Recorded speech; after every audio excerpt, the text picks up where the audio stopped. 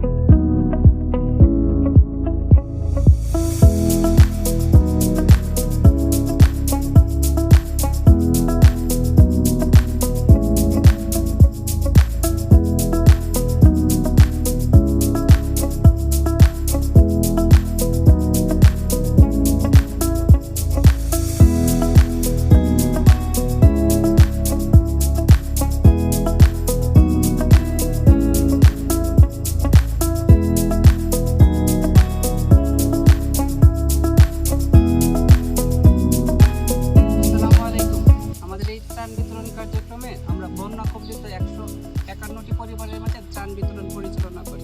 পরিচালনা করতে গিয়ে আমাদেরকে দুইটা উপদলে বিভক্ত হয়ে ত্রাণ বিতরণ কার্যক্রম পরিচালনা করতে হয়।